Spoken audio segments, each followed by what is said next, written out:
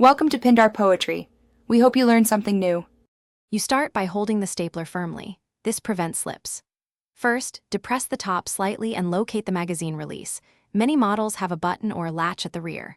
Once you press it, the magazine will slide or hinge open. Make sure to support it so it doesn't snap back. At this stage, remove any spent staple strips and inspect the channel for jams or debris. Cleaning now prevents reload problems later and ensures smooth feeding. You want to place the new strip straight into the channel. The legs should sit down into the slots and the crown faces up toward the stapling head. Once seated, slide the strip back until it clicks against the magazine stop. This alignment is why jams are rare. Then, slowly close the magazine, guiding it to avoid bending staples.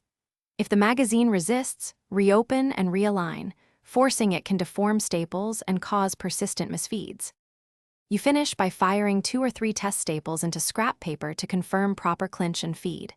If staples bend or only partially set, make sure crown orientation was correct and that the anvil and throat are free of debris. Small particles change feed angle. Once done, tighten any loose screws and make sure the magazine latches fully.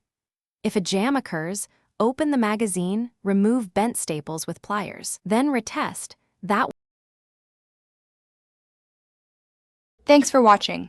Consider subscribing if we helped you.